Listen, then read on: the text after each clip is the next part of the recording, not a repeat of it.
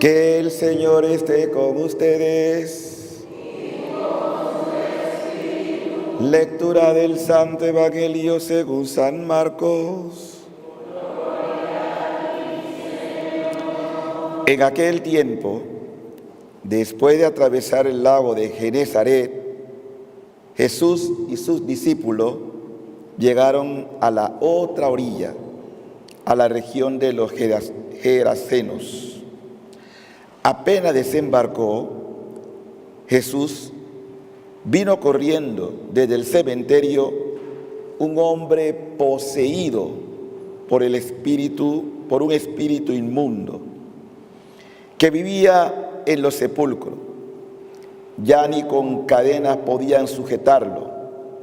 A veces habían intentado sujetarlo con argollas y cadenas, pero él rompía las cadenas y destrozaba las argollas. Nadie tenía fuerza para dominarlo. Se pasaba días y noches en los sepulcros o en el monte, gritando y golpeándose con piedras. Cuando aquel hombre vio de lejos a Jesús, se echó a correr, vino a postrarse ante él y gritó a voz en cuello: ¿qué quieres tú conmigo, Jesús, Hijo del Dios Altísimo? Te ruego por Dios que no me atormentes. Dijo esto porque Jesús le había mandado al espíritu inmundo que saliera de aquel hombre. Entonces Jesús le preguntó: ¿cómo te llamas? Le respondió: me llamo Legión, porque somos muchos. Y le rogaba con insistencia que no lo expulsara de aquella comarca. Había allí una gran piara de cerdos que andaban comiendo en la falda del monte. Los espíritus le rogaban a Jesús: déjanos salir de aquí para meternos en los cerdos. Y él se lo permitió. Los espíritus inmundos salieron del hombre y se metieron en los cerdos. Y todos los cerdos, 2,000, se precipitaron por el acantilado hacia el lago y se ahogaron. Los que cuidaban los cerdos salieron huyendo y contaron lo sucedido en el pueblo y en el campo. La gente fue a ver lo que había pasado. Se acercaron a Jesús y vieron al antes endemoniado, ahora en su sano juicio, sentado y vestido. Entonces tuvieron miedo, y los que habían visto todo les contaron lo que le había ocurrido al endemoniado y a los cerdos. Ellos comenzaron a rogarle a Jesús que se marchara de su comarca. Mientras Jesús se embarcaba, el endemoniado le suplicaba que le admitiera en su compañía, pero él no se lo permitió y le dijo: vete a tu casa, a vivir con tu familia, y cuéntale lo misericordioso que ha sido el Señor contigo. Y aquel hombre se alejó de ahí y se puso a proclamar por la región de la Decápolis lo que Jesús había hecho por él, y todos los que lo oían se admiraban.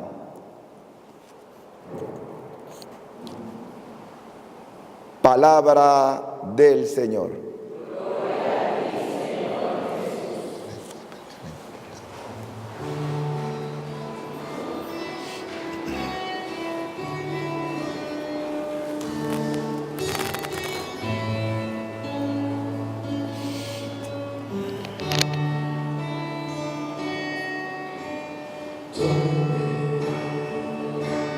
Señor.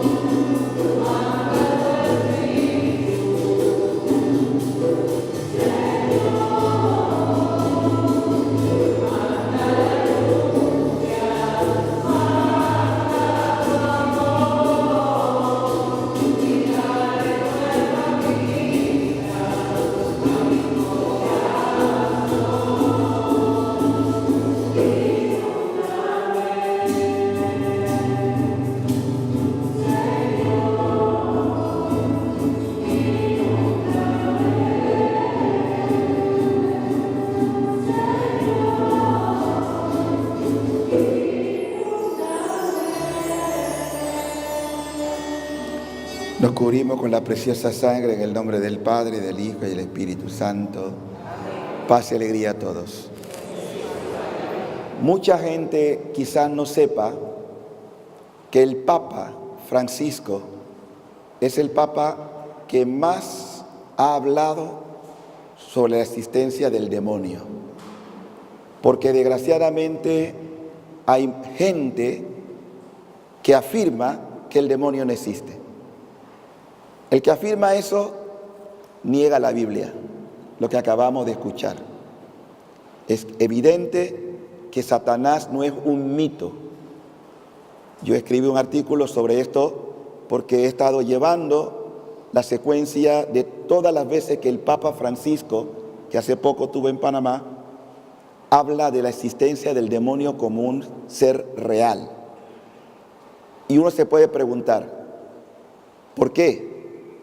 ¿Por qué es tan importante que ustedes, como católicos, sepan de este ser infernal que lo que busca es apartarnos de Dios y llevarnos a la condenación? Ese es su propósito. Las acciones del maligno tienen varias formas de actuar.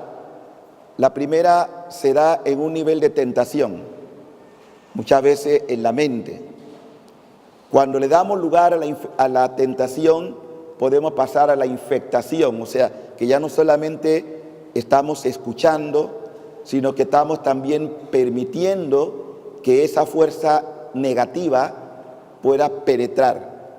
Hasta ahí no hay todavía lo más duro que ocurre, que es lo que ocurrió con este personaje que hemos leído hoy. Luego viene la obsesión diabólica, que consiste en un impulso de hacer cosas pecaminosas o instintos de destrucción. Gente, por ejemplo, que piensa en el suicidio.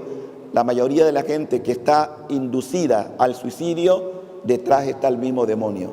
Con esto no quiero decir que las personas se condenen. No, yo estoy convencido que hay personas que se han suicidado y no necesariamente se han condenado. Y la iglesia hasta un tiempo tuvo un poquito reservada a eso, pero ha abierto el compás, porque lo último que se pierde es la conciencia. Y una persona, aunque haya podido suicidarse, todavía puede decirle: Señor, lo siento, perdóname. Ya no hay marcha atrás, pero la misericordia de Dios siempre actúa. Y después viene lo más terrible, lo que llamamos posesión diabólica. ¿Y qué es la posesión diabólica? Es un pacto que la persona libre y voluntariamente hace con el demonio. Esta cosa es buena que ustedes la sepan, porque hay gente que ha pactado con Satanás para tener riqueza, para tener fama, para tener poder. Aunque ustedes no lo crean, muchos artistas que ustedes siguen, o algunos de ellos, han hecho pacto. Empresas hacen pacto para tener mucha riqueza, para tener mucho poder. Pero todo eso, tarde o temprano, pasa factura. ¿Por qué les toco este tema? Bueno, por lo siguiente. Desde el Génesis, nosotros vemos la acción de la serpiente. ¿Y qué fue lo que hizo la serpiente, que conocemos como Satanás o diablo, con nuestros primeros padres? ¿Qué hizo? Los sedujo, ¿verdad? Los engaña y los lleva ¿a qué? A la desobediencia contra Dios. Y esa consecuencia la vivimos hasta el día de hoy. Desobedecer a Dios. Con su mentira, con su argumento, él entra y le dice a Eva, y Eva después a Adán: no, mira, ustedes pueden comer de ese fruto que ya Dios había prohibido. O sea, todo esto tiene elementos de simbología, pero eso no quiere decir que al ser simbolismos no sea realidad el contenido. Lo que quiere es que los autores sagrados, inspirados por Dios, le dan un matiz adornado para que nosotros podamos comprender que hay una enseñanza allí. Cuando Dios dice algo y te pide que no lo hagas, pues no lo hagas. Por eso son los mandamientos. Cuando uno desobedece a Dios, tiene consecuencias. Y la desobediencia que trajo, ¿qué trajo después? Algo que ustedes y yo sufrimos. El pecado, sí, pero la muerte. Dios cuando hizo a nuestros primeros padres, no lo hizo para que murieran, lo hizo para que fueran eternos. Por eso lo hizo a su imagen y semejanza. Y ellos desobedecieron y perdieron la dignidad que tenían originalmente. Por eso también se puede entender por qué cuando Adán y Eva pecan, ¿qué es lo primero que hacen? ¿Qué hacen? Se esconden, ¿sí? Y después cuando Dios le sale al encuentro dice, ¿por qué? ¿Dónde estabas? ¿Por qué te has ocultado? ¿Y qué dice Adán? Porque tenía miedo. Miedo de Dios porque perdió la gracia. Eso es lo que realmente nosotros podemos decir es estar desnudo. No en el sentido físico. El estar desnudo es perder la gracia que Dios les concedió. De manera que cuando ustedes pecan, también están desnudos. Pierden la bendición. Por eso es necesario volver a recobrar la gracia a través del sacramento de la reconciliación del perdón. Uno se arrepiente. Todo esto lleva a lo siguiente. Cuando nuestros primeros padres fallan, Dios tiene que hacer un plan de restauración. Restaurar lo perdido. ¿Cómo lo va a hacer? Pues necesita un nuevo Adán. Y necesita una nueva Eva. ¿Qué les parece? Miren la sabiduría de Dios, ¿no? Porque ya nuestros primeros padres fallaron, entra la degradación, hay que restaurar. Y Dios necesita un nuevo Adán, una nueva Eva, para formar la nueva familia nacida de Dios. Y como Dios lo puede todo, y lo sabe todo, y lo planifica todo perfecto, decide entonces que ese nuevo Adán, para poder resarcir, es decir, entiéndanme, para poder sanar la ofensa dada a Dios, porque ¿quién es el ofendido? Dios, por nuestra desobediencia. Entonces, para poder sanar a Dios, por decirlo de una manera que me puedan entender, no es que Dios necesita sanación, es decir, para restaurar el daño hecho, necesita alguien que proporcionalmente pueda resarcir el daño. Es decir, ¿quién puede perdonar a Dios? ¿O quién puede satisfacer a Dios? ¿O restaurar el daño hecho a Dios? ¿Quién puede hacerlo? Dios mismo. ¿Quién más? Nosotros no podemos, porque somos seres humanos. Entonces necesitamos a Dios mismo. Pero al mismo tiempo, ese Dios que puede restaurar el daño hecho a Él, ¿en quién había caído el efecto del pecado? El daño cometido al ser humano. Entonces ese Dios tenía que ser al mismo tiempo Dios y al mismo tiempo hombre. ¿Qué les parece? ¿Ah? Tenía que ser Dios y tenía que ser hombre. Las dos cosas. Y por eso, ya desde el Génesis se nos habla de que Dios iba a restaurar esto. Pero necesitaba una madre. Y no podía ser cualquier madre. Y esa madre, antes de seguir adelante, voy a hacer una pregunta un poquito capciosa. A ver, María, la madre de Jesús, ¿podía pecar, sí o no? ¿Podía pecar María?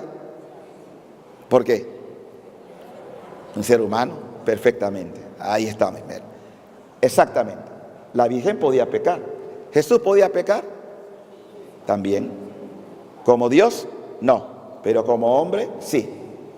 Entonces, esto es importante porque estos son principios teológicos para poder defender el dogma que nosotros los católicos proclamamos. Porque la fiesta de Lourdes es la celebración del dogma de la Inmaculada Concepción, que es lo que voy a explicar ahora. Por eso he hecho toda esta introducción para que ustedes estén claritos qué significa la Inmaculada Concepción. Entonces, Dios ya dice, pondré enemistad entre ti y la mujer, entre tu estirpe y la suya. Un combate, una batalla, una enemistad es una guerra. Pero ella termina ¿qué? Aplastando la cabeza de la serpiente, pisándola, es decir, dominándola.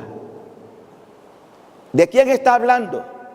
Pues vamos a tener claro que esta persona no tiene más que saber decirle a Dios fiat, y esta persona es María.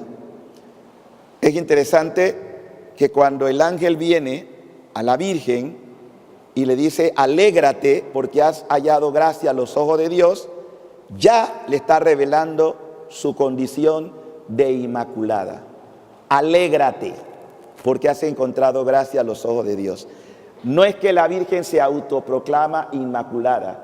Dios, atención, y aquí viene ya el dogma, en atención a los méritos de su Hijo, nuestro Redentor, como lo define el Papa Pío XII, en atención a los méritos de su Hijo, preservó a su madre de todo pecado, de toda mancha. Y eso es lo que conocemos como el dogma de la Inmaculada Concepción, para que pudiera ser mamá del Mesías, porque el Mesías no podía nacer con pecado, pero al mismo tiempo su mamá tampoco podía tener pecado, para que no se transmitieran las generaciones la consecuencia de lo que ya Adán y Eva nos habían traído. Y ese fue el plan perfecto que Dios se dispuso a hacer y lo hizo. Por eso, queridos hermanos, celebrar a la Inmaculada Concepción, que es verdaderamente el nombre, porque lo mismo que pasa con Fátima pasa con Lourdes. La Virgen no es la Virgen de Lourdes, ni es la Virgen de Fátima. Son los lugares donde la Virgen se apareció. Y en Fátima se aparece como Nuestra Señora del Rosario, y en Lourdes se aparece como la Inmaculada Concepción. Yo soy la Inmaculada Concepción. Pero cuando la Virgen dice eso, 5 años después que la Iglesia reconoció el dogma. ¿Por qué viene María? Para decir, esto es verdad, esto fue así. Entonces, queridos hermanos católicos, nosotros tenemos que vivir agradecidos con María, porque tú y yo tenemos una mamá, una madre a la que podemos acudir o recurrir diciendo, mamá, tengo necesidad de ti, porque su Hijo, cumplida su misión en la cruz, nos la entregó. Mujer, Eva, es lo que dice Juan, mujer, he ahí a tu hijo. Y luego al discípulo que nos representa a todos los que estamos aquí, hijo, he ahí a tu madre. Esa es tu mamá, esa es tu madre. Recíbela, acógela, porque es triste ver tantos cristianos que hablan belleza de Jesús, pero tienen un resentimiento con María. Esos no son buenos hijos y hay que orar por ellos, porque no saben lo que están diciendo. Ofender a María es ofender a Jesús, porque es su mamá. ¿Entienden? Entonces, queridos hermanos, nosotros estamos en deuda con María. Estamos en deuda en el sentido, primero con Dios, pero también con la Virgen. Porque la Virgen, al decirle a Dios fía, la Virgen pudo haber dicho, mira Dios, el plan es bonito, pero búscate a otra. Y Dios tenía que respetar eso. Claro, porque Dios no impone una misión. Cuando Dios te llama, tú tienes la libertad para decir sí y tienes la libertad para decir no. Ustedes deciden. Qué bonito es poder. Hemos vivido la jornada mundial y ustedes recuerdan cuál era el centro del mensaje. ¿Cómo se llamaba el mensaje? He aquí, hágase en mí. Pero eso no solamente con María. Qué bonito es que todos ustedes y yo podamos decir a Dios también, Señor, aquí estoy. Aquí está tu siervo, aquí está tu sierva. Hágase en mí según tu palabra. Es decir, que tu palabra me traiga bendición, para que yo no sea presa ni reciba la influencia del espíritu del mal. Por eso aquí está lo que ahora quiero sellar como broche de oro. Miren, cuando la madre no viene a perder tiempo. Nosotros los católicos tenemos la dicha, como ninguna otra iglesia, aunque sean cristianos o de otra denominación, tienen la gracia de tener en la historia de la iglesia una mamá cercana como María. Una mamá que siempre está allí. Cuando uno mira, por ejemplo, a Nuestra Señora de Guadalupe, lo que nos vino a traer en México, cuando uno mira la Virgen del Pilar en España, cuando uno mira la Virgen de la Salet, cuando uno mira a la Virgen de Fátima, la Virgen de Lourdes, y así podíamos hablar la lista. Es que mamá está cerca de nosotros. Y hay muchos católicos que no son agradecidos. La Virgen también nos dio un arma de parte de Dios. Este es el arma, ¿ve? Nosotros todos los católicos. Este es un arma poderosa que ata al demonio. La Virgen no lo trajo por capricho, porque cada vez que usted dice Santa María, Madre de Dios, el infierno, ustedes recuerdan lo que pasó con el poseso que estaba lleno de demonios, chillaba porque no soportaba la santidad de Jesús. Dice, si no vas a sacar, métenos allí en los cerdos, porque ni los demonios quieren estar en el infierno. Ellos prefieren estar en el ambiente o en alguna persona, porque imagínense el tormento, ¿no? Y Jesús es condescendiente con ellos, pero lo expulsa. Y miren cómo termina el texto. Termina diciéndonos que vieron al hombre sentado con Jesús vestido. Si nuestros primeros padres se fueron desnudos porque perdieron la gracia, la bendición, ahora en este texto se nos dice que este hombre está restaurado y vestido, como diciendo, volvió a la gracia de Dios. Esto es lo que Dios hace y quiere hacer con cada uno de ustedes, queridos hermanos. Restaurarte, darte la dignidad. Dios te ama porque eres su hijo, su hija. Dios no quiere. Miren, cuando uno mira a estas personas por consecuencia del pecado, no porque hablemos mal de ellos, pero todo deteriorado físicamente por la droga, por el alcohol, por tanto, Dios sufre. Y sufre porque es como que diga, yo no te crié para esto. Yo no te creé para que tengas esa clase de infectaciones, porque detrás de esto también hay ataduras diabólicas. Las personas, yo quiero que sepan, detrás de cada pecado, lo he dicho cientos de veces, de cada pecado hay un demonio actuando. Por eso, cuando se habla de legiones, está hablando de miles. ¿Ven? Y así como nosotros tenemos un ángel que nos custodia, porque lo tienen ustedes y yo también hay demonios que nos rodean y nos acechan. No es que tengan control, porque cuando usted está viviendo en gracia, ellos tienen también que guardar distancia y no pueden hacer nada sin la permisión de Dios. ¿Sí? Porque a veces las tentaciones también son parte para que podamos formarnos en disciplina, en ser recto en nuestro actuar con Dios.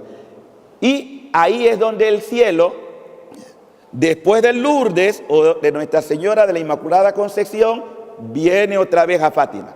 ¿Y qué pide en Fátima? Porque es la misma mamá. Eso de pelear qué virgen es más poderosa es absurdo. Ay, que yo soy devota del Perpetuo Socorro, yo soy de Fátima. La misma mamá, con diversos vestidos, es la misma. No es que sea malo que dé una devoción en particular, pero nunca olviden que María es mamá con diversos vestidos. Entonces esta mamá, ¿qué viene a pedir en los últimos tiempos? Que estamos en los últimos tiempos. Que significa no que el mundo se va a acabar, porque Jesús inaugura los últimos tiempos. Y por eso hay que estar siempre preparado. ¿Qué pide esa mamá? De parte de Dios, que nos consagremos. ¿A dónde? ¿A dónde hay que consagrarse? A su Inmaculado Corazón. ¿Y por qué hay que consagrarse a su Inmaculado Corazón? ¿Es un capricho de la Virgen? No, es un pedido del Padre, porque todos los que están bajo el corazón inmaculado de María vencen al diablo. Por eso es importante la consagración. Todo aquel que se ha consagrado al Inmaculado Corazón de María es como un escudo protector donde Satanás, acuérdense que Dios a ella le dio la potestad de pisar la cabeza de la serpiente. No es un capricho. Y el mismo Jesús nos reitera esto en la cruz. He ahí a tu mamá. A partir de ahora, familiaricen su relación con María. A ella le encanta que le digan mamá. Pregúntenle a Juan Diego, que fue uno de los patronos de la JMJ. ¿Qué fue lo que la Virgen le dijo cuando Juan Diego estaba tan preocupado por la enfermedad de su tío? No estoy yo aquí, que soy tu madre. Entonces, si ella es mi mamá, no tengan temor de decir, mamá María, ayúdame. Porque es tierno, cuando uno tiene un trato cariñoso, fluye el cariño, fluye el amor. Y la madre que es amorosa, porque es el amor misericordioso, ella nos quiere dar la ternura de una madre. ¿Ah? Y esa madre siempre, aunque tú te apartes, aunque tú te eches para atrás, esa madre siempre está esperando el regreso. ¿Y a quiénes son? He puesto el ejemplo ya otras veces. Cuando ustedes van por la cárcel, ven esas mujeres que están ahí llevando la comidita para sus hijos. ¿A quiénes tienden las madres a buscar más en la familia? ¿A qué tipo de hijos? ¿A los que se portan bien o a los que se portan mal? ¿Verdad? Hay como un instinto, uno diría, ay, pero esa mamá es tonta. Ese hijo que se porta tan mal y siempre está ahí. Porque una madre siempre quiere restaurar a su hijo. Y así es María. Ella ve cómo su hijo es profanado, ultrajado, odiado, viliperiado. Y a ella le duele cuando nosotros nos apartamos de su hijo. Entonces esa madre está convocándonos. Ustedes que han venido a la novena, pídanle a nuestra mamá que nos ayude a volver con un corazón agradecido a su corazón inmaculado. Vamos a pedirle esa gracia. Nos ponemos de pie. Y vamos a hacer este acto de entrega sencillo. Oh María, Madre mía, oh consuelo, amparadme a la patria celestial, amparadme y guiadme.